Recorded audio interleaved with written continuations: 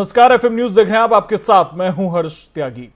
आज देश के प्रधानमंत्री नरेंद्र मोदी ने उत्तर प्रदेश के जेवर स्थित नोएडा इंटरनेशनल एयरपोर्ट के रूप में एक बड़ी सौगात दी है। पीएम ने आज जेवर एयरपोर्ट का शिलान्यास किया। इस मौके पर उन्होंने कहा कि जेवर अब अंतर्राष्ट्रीय मानचित्र पर अंकित हो गया है और इस एयरपोर्ट का लाभ दिल्ली, एनसीआर और पश्चिमी उत्तर प्रदेश के करोड़ों लोगों को होगा। पीएम मोदी ने कहा कि ये एयरपोर्ट विमानों के रखरखाव और मरम्मत का भी सबसे बड़ा केंद्र होगा। नोएडा इंटरनेशनल एयरपोर्ट कनेक्टिविटी की दृष्टि से भी एक बेहतरीन मॉडल बनेगा। उन्होंने कहा कि यहां आने जाने के लिए टैक्सी से लेकर मेट्रो और रेल तक हर तरह की कनेक्टिविटी होगी। आज देश में जितनी तेजी से एविएशन सेक्टर में बढ़ोतरी हो रही है, जिस तेजी से भारतीय कंपनियां सैकड़ों नए विमानों को खरीद रही हैं, उनके लिए भी नोएडा इंटरनेशनल एयरपोर्ट की बहुत बड़ी भूमिका होगी। पीएम ने कहा कि आजादी के बाद उत्तर प्रदेश ताने सुनने को मजबूर था। पहले की सरकारों ने राज्य को अभाव और अंधकार में बनाए रखा। आजादी के 7 दशक बाद पहली बार उत्तर प्रदेश को वो मिलना शुरू हुआ जिसका वो हमेशा से हकदार रहा है। डबल इंजन की सरकार के प्रयासों से आज उत्तर प्रदेश देश के सबसे कनेक्टेड क्षेत्र में परिवर्तित हो रहा है। प्रधानमंत्री नरेंद्र मोदी का कहना है कि 21वीं सदी का नया भारत आज एक से बढ़कर एक बेहतरीन आधुनिक इंफ्रास्ट्रक्चर का निर्माण कर रहा है। इस दौरान उन्होंने विपक्ष पर भी निशाना साधते हुए कहा कि कुछ राजनीतिक दलों ने हमेशा अपने स्वार्थ को सर्वोपरि रखा है। ये लोग हमेशा अपने परिवार को ही विकास मानते थे, जबकि हम राष्ट्र प्रथम पर चलते हैं। सबका साथ, सबका विकास, सबका विश्वास, सबका प्रयास, यही हमारा मंत्र है। आइए आपको सुनाते हैं कि प्रधानमंत्री ने जेवर इंटरनेशनल एयरपोर्ट के उद्घाटन के दौरान क्या क्या कहा। गरीब हो या मध्यम वर्ग, किसान हो या व्यापारी, मजदूर हो या उद्यमी, हर किसी को इसका बहुत बहुत लाभ मिलता है। इंफ्रास्ट्रक्चर प्रोजेक्ट्स की ताकत और बढ़ जाती है जब उनके साथ सीमलेस कनेक्टिविटी हो, लास्ट माइल कनेक्टिविटी हो। नोएडा इंटरनेशनल एयरपोर्ट कनेक्टिविटी की दृष्टि से भी एक बेहतरीन मॉडल बनेगा। नोएडा इंटरनेशनल एयरपोर्ट उत्तरी भारत का लॉजिस्टिक गेटवे बनेगा। कनेक्टिविटी की दृष्टि से भी एक बेहतरीन मॉडल बनेगा। यहां आने जाने के लिए टैक्सी से लेकर मेट्रो और रेल तक हर तरह की कनेक्टिविटी होगी। एयरपोर्ट से निकलते ही आप सीधे यमुना एक्सप्रेसवे पर आ सकते हैं। नोएडा, ग्रेटर नोएडा एक्सप्रेसवे तक जा सकते हैं। यूपी, दिल्ली, हरियाणा कहीं भी जाना है तो थोड़ी सी देर में पेरिफेरल एक्सप्रेसवे पहुंच सकते हैं। और अब तो दिल्ली मुंबई एक्सप्रेसवे भी तैयार होने वाला है। उससे भी अनेकों शहरों तक पहुंचना आसान हो जाएगा। यही नहीं, यहां से डेडिकेटेड फ्रेट कॉरिडोर के लिए भी सीधी कनेक्टिविटी होगी। ये एयरपोर्ट विमानों के रखरखाव, रिपेयर और ऑपरेशन का भी देश का सबसे बड़ा सेंटर होगा। यहां 40 एकड़ में maintenance, repair and overhaul MRO सुविधा बनेगी, जो देश विदेश के विमानों को सर्विस देगी और सैकड़ों युवाओं को रोजगार उपलब्ध कराएगी। प्रधानमंत्री नरेंद्र मोदी ने उत्तर प्रदेश के नोएडा में बनने जा रहे एशिया के सबसे बड़े एयरपोर्ट की आधारशिला रखी। शिलान्यास से पहले उत्तर प्रदेश में मुख्यमंत्री योगी आदित्यनाथ ने लोगों को एयरपोर्ट से होने वाले लाभ के बारे में बताया। उन्होंने कहा कि इस एयरपोर्ट के बनने से पश्चिमी उत्तर प्रदेश के गन्ने का स्वाद अब पूरी दुनिया चखेगी। साथ ही उन्होंने उन किसानों का आभार भी जताया जिन्होंने इस एयरपोर्ट के लिए अपनी जमीन दी है। साथ ही उन्होंने विपक्ष को भी आड़े हाथों लिया। उन्होंने कहा कि यहां के किसानों ने कभी गन्ने की मिठास बढ़ाने का काम किया था, लेकिन कुछ लोगों ने गन्ने की मिठास को कड़वाहट में बदल दिया था। ये वही लोग थे जो आज जिन्ना के अनुयायी बने हुए हैं, जिन्हें यहां की जनता सबक सिखाने को तैयार है। इस दौरान लाखों की तादाद में लोग मौजूद थे। यहां के किसानों ने कभी किसी कालखंड में यहां की गन्ना की मिठास को आगे बढ़ाने का प्रयास किया था, लेकिन भाइयों बहनों, गन्ने की मिठास को कुछ लोगों ने कड़वाहट में बदल करके यहां पर दंगों की एक जो श्रृंखला खड़ी की थी, आज ये देश के अंदर एक नया द्वंद्व बना है कि देश गन्ने की मिठास को एक नई उड़ान देगा या जिन्ना के अनुयायियों से फिर दंगा करवाने की शरारत करवाएगा।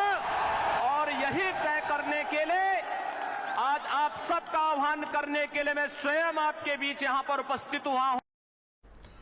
इस दौरान मंच पर मौजूद केंद्रीय मंत्री ज्योतिरादित्य सिंधिया भी मौजूद रहे। नागरिक उड्डयन मंत्री ज्योतिरादित्य सिंधिया ने अपने संबोधन में कहा कि यहां के युवाओं की आंखों में उनका सपना पूरा होने की चमक दिखाई दे रही है। पीएम मोदी ने यहां के उत्थान का जो संकल्प लिया था वो आज पूरा हो रहा है। जो जिम्मेदारी यूपी के सीएम और केंद्रीय उड्डयन मंत्रालय को दी गई थी वो भी आज पूरी होने जा रही है। उन्होंने कहा कि ये पीएम मोदी की ही मंशा थी कि जेवर में ही एशिया का सबसे बड़ा एयरपोर्ट बनेगा। पीएम मोदी का ही यह सपना था जिसके तहत यहां पर हजारों करोड़ का निवेश किया जा रहा है। आने वाले समय में यहां पर तेजी से प्रगति होगी।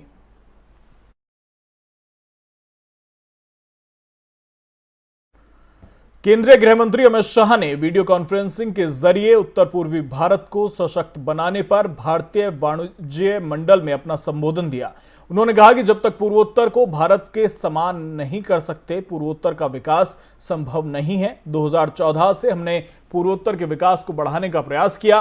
केंद्रीय गृह मंत्री अमित शाह ने कहा कि 7 साल में पूर्वोत्तर में इंफ्रास्ट्रक्चर को बढ़ाने का काम किया गया। मैं दावे से कह सकता हूं कि 2024 तक पूर्वोत्तर की सभी राजधानियां एयरपोर्ट से जुड़ जाएंगी। 8 में से 7 राज्य रेल मार्ग से जुड़े होंगे। कई राष्ट्रीय राजमार्ग बनाने का भी काम किया गया है। अमित शाह ने कहा कि बांग्लादेश के साथ भूमि का समझौता करके पूर्वोत्तर का क्षेत्र बांग्लादेश के बंदरगाह से 2 साल के अंदर ही जुड़ जाएगा और बहुत बड़ा रास्ता दुनिया में जाने के लिए पूर्वोत्तर में उद्योग लगाने वालों के लिए खुला जाएगा।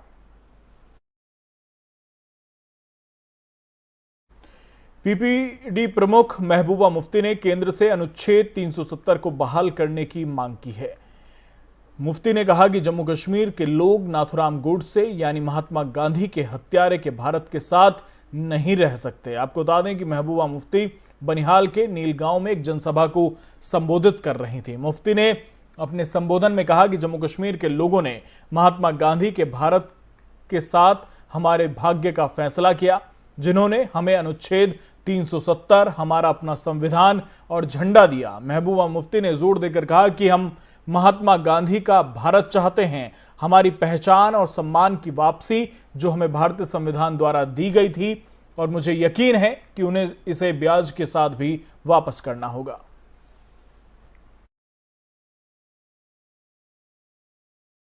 मध्य प्रदेश सरकार की शिक्षा नीतियों के खिलाफ सीएम आवास का घेराव करने पहुंचे एनएसयूआई कार्यकर्ताओं पर पुलिस ने लाठीचार्ज किया। कार्यकर्ता पहले सीएम आवास की तरफ जाने वाली सड़क पर पहुंचे, जहां पुलिस ने पहले से बैरिकेडिंग लगाई हुई थी। एनएसयूआई कार्यकर्ताओं ने बैरिकेडिंग तोड़ने की कोशिश की, जिसके बाद पुलिस को कानून व्यवस्था को कंट्रोल करने के लिए लाठीचार्ज करना पड़ा। वहीं एनएसयूआई कार्यकर्ताओं को संबोधित करते हुए कमलनाथ ने कहा कि सिर्फ झंडे, बैनर, पोस्टर और नारे लगाने से कुछ होने वाला नहीं है। उन्होंने कहा कि अपनी पूरी ताकत का इस्तेमाल करके कांग्रेस के संगठन को मजबूत बनाओ। कमलनाथ ने यह भी कहा कि आप देश का भविष्य हैं, अगर आपका जोश बरकरार रहा तो अगले 2 साल बाद राज्य में कांग्रेस का झंडा लहराने से आपको कोई नहीं रोक सकता। बता दें कि गुरुवार को हजारों छात्रों को छात्रवृत्ति नहीं देने और नई शिक्षा में निजीकरण को बढ़ावा दिए जाने के खिलाफ सीएम आवास का घेराव करने के लिए छात्रों का ग्रुप पहुंचा। इस घेराव में हिस्सा लेने के लिए मध्य प्रदेश के संगठन पदाधिकारी और कार्यकर्ता शामिल रहे।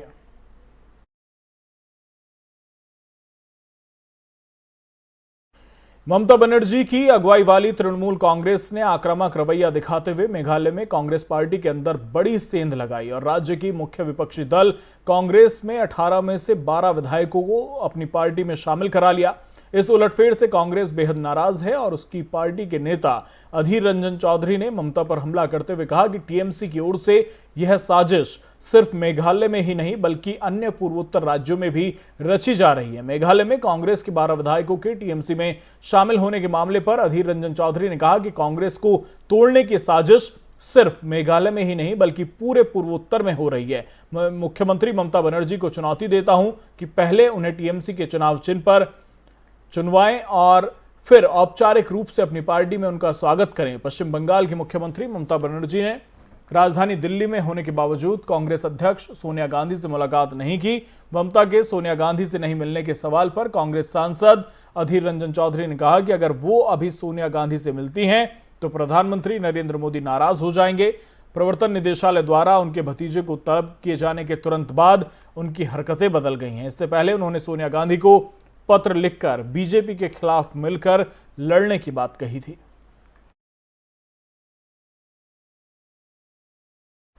वहीं मेघालय में कांग्रेस के 17 में से 12 विधायकों के तृणमूल कांग्रेस में शामिल होने के संबंधी खबरों के बीच टीएमसी ने कांग्रेस को अयोग्य और अक्षम करार देते हुए बृहस्पतिवार को कहा कि कांग्रेसी नेताओं के पार्टी छोड़ने के लिए ममता बनर्जी को पार्टी जिम्मेदार नहीं ठहरा सकती। बता दें कि मेघालय के पूर्व मुख्यमंत्री मुकुल संगमा समेत कांग्रेस के 12 विधायक कांग्रेस छोड़कर तृणमूल कांग्रेस में शामिल हो गए हैं। टीएमसी ने अपने मुखपत्र जागो बांग्ला में प्रकाशित एक लेख में कहा कि वो बीजेपी को टक्कर देने के लिए अन्य राज्यों में भी पैठ बढ़ाएगी। तृणमूल कांग्रेस ने कहा कि कांग्रेस में गंभीर समस्याएं हैं। उनका कोई नेता जब तृणमूल में शामिल होता है तो वो हमारी आलोचना करती हैं। ऐसा लगता है कि कांग्रेस के केंद्रीय नेतृत्व की तुलना में उसकी पश्चिम बंगाल इकाई के प्रमुख अधीर रंजन चौधरी को इससे ज्यादा समस्या है। बता दें कि संपादकीय में कहा गया है कि कांग्रेस बीजेपी को टक्कर देने में नाकाम रही है। दूसरी ओर ममता बनर्जी और तृणमूल ने दिखाया है कि मोदी और शाह को कैसे हराना है। इसी कारण तृणमूल को अन्य राज्यों में भी अपनी इकाइयां गठित करने के अनुरोध मिले हैं। पंजाब में कांग्रेस की दो तरफा आलोचनाओं का सामना करना पड़ रहा है। एक तरफ जहां अरविंद केजरीवाल सरकार को घेरने का कोई मौका नहीं छोड़ रहे तो वहीं दूसरी तरफ पंजाब में कांग्रेस को अपनों का भी विरोध झेलना पड़ रहा है, जिससे कि कांग्रेस के लिए पंजाब में मुश्किलें कम होते दिखाई नहीं दे रही। पंजाब कांग्रेस के अध्यक्ष नवजोत सिंह सिद्धू ने एक बार फिर चन्नी सरकार के खिलाफ मोर्चा खोल दिया है। सिद्धू ने अपनी ही सरकार से बेअदबी ड्रग्स केस की रिपोर्ट सार्वजनिक करने की मांग की। उन्होंने कहा कि यदि ये रिपोर्ट सार्वजनिक नहीं की जाती है तो वो भूख हड़ताल करेंगे। बता दें कि ड्रग्स केस को लेकर पंजाब के एडवोकेट जनरल एपीएस देवल और पंजाब कांग्रेस अध्यक्ष नवजोत सिंह सिद्धू में ठन गई थी। सिद्धू के दबाव के चलते ही सीएम चन्नी को पंजाब के एडवोकेट जनरल को हटाना पड़ा था।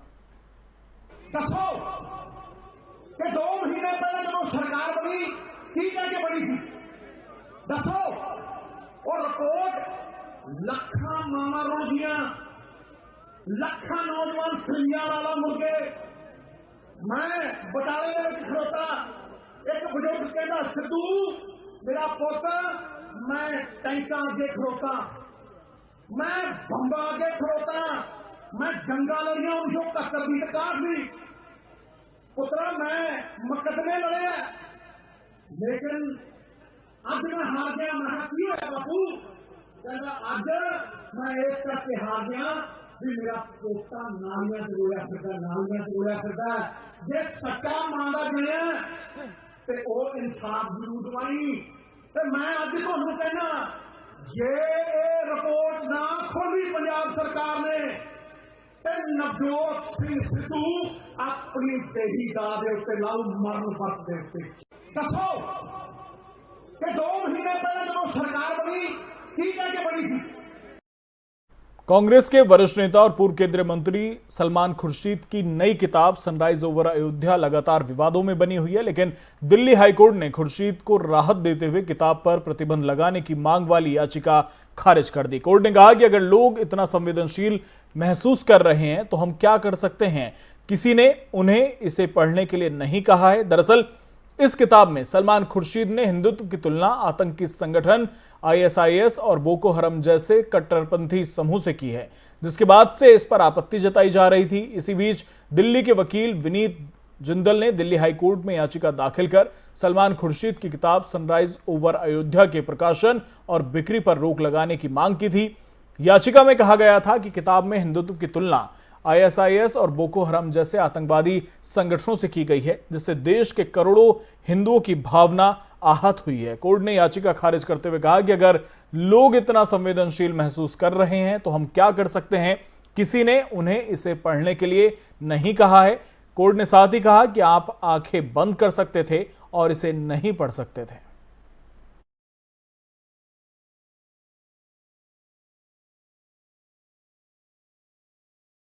आगामी विधानसभा चुनाव के मद्देनजर बीजेपी के राष्ट्रीय अध्यक्ष जेपी नड्डा ने वालपू में पार्टी कार्यकर्ताओं को संबोधित किया। इस दौरान उन्होंने कांग्रेस, आम आदमी पार्टी और टीएमसी सहित अन्य पार्टियों पर जमकर निशाना साधा। नड्डा ने कांग्रेस पर निशाना साधते हुए कहा कि 70 साल तक कांग्रेस ने जो सरकारें चलाईं उसमें लोगों को उनके ही हाल पर छोड़ दिया जाता था, लेकिन प्रधानमंत्री नरेंद्र मोदी के नेतृत्व में देश आगे बढ़ रहा है। समाज के अंतिम पायदान पर खड़े व्यक्ति को मजबूत करने का काम देश में और गोवा में हुआ है। उन्होंने कहा कि गोवा की संस्कृति सबका साथ, सबका विकास, सबका विश्वास, सबका प्रयास के मंत्र को चरितार्थ करने वाली है। भारतीय जनता पार्टी इसी रास्ते पर लगातार आगे बढ़ रही है।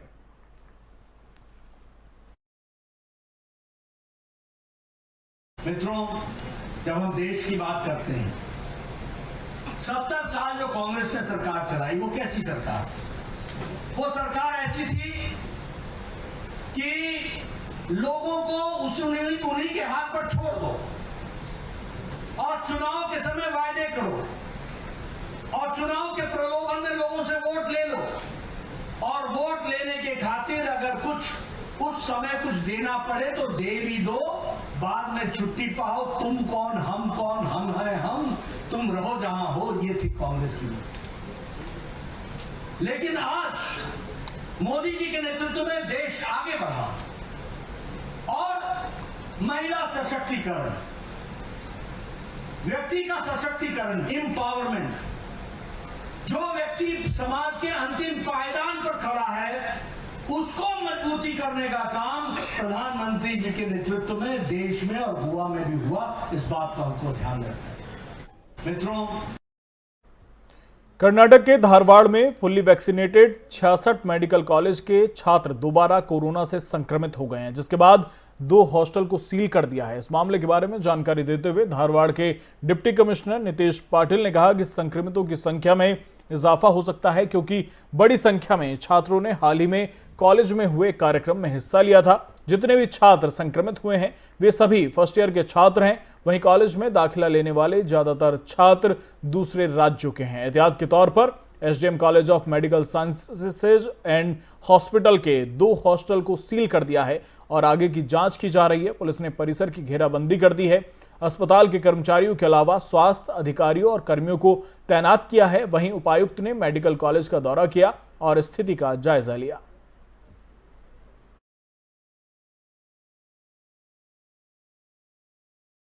देश में कोरोना के मामले वैसे तो लगातार घट रहे हैं, पर इसी बीच एक ऐसी खबर आई है जो कोविड के मोर्चे पर फिर परेशान कर सकती है। कर्नाटक के धारवाड़ में SDM college of medical science के 60 स्टूडेंट कोविड-19 से संक्रमित पाए गए। इसके अलावा यहां के 100 और स्टूडेंट्स की रिपोर्ट आने का इंतजार किया जा रहा है और जल्द ही इसे लेकर व्यवस्थाएं की जा रही हैं।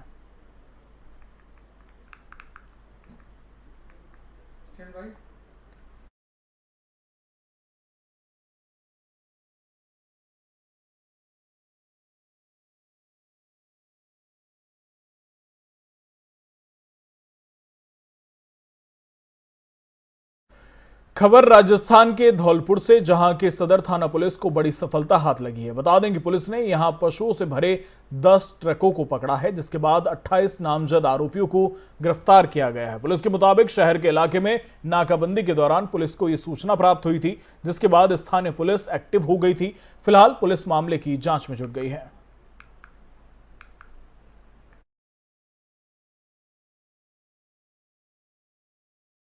उत्तर कोरिया में बड़े पैमाने पर भुखमरी फैली हुई है। कई मीडिया रिपोर्ट्स में इसकी जानकारी सामने आई है।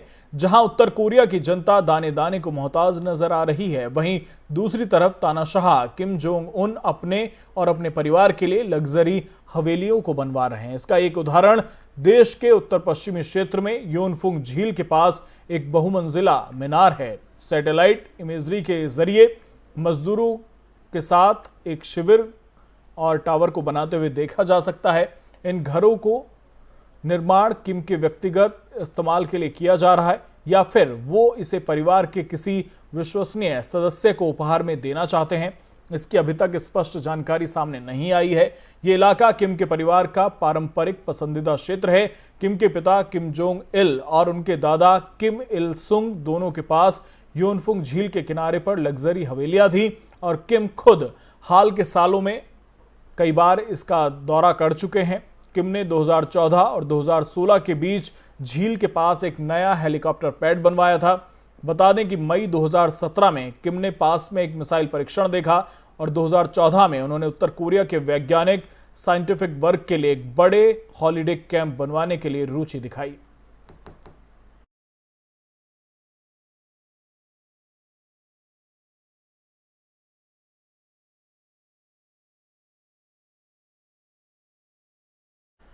जर्मनी की सोशल डेमोक्रेटिक पार्टी के नेता ओलाफ शॉल्स ने बुधवार को कहा कि नई सरकार बनाने के लिए 3 दलों के बीच समझौता हो गया है। इसके साथ ही लंबे समय से चांसलर रही एंजेला मर्केल का युग समाप्त हो जाएगा।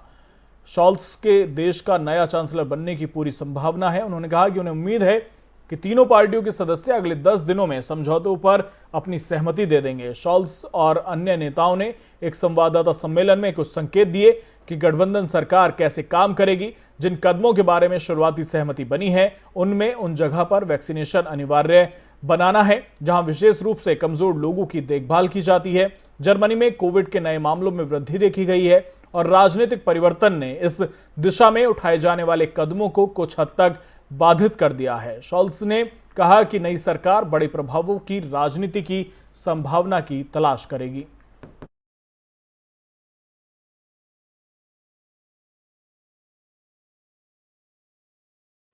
फिलहाल मेरे साथ इतना ही। बने रहिए एफएम न्यूज के साथ। नमस्कार।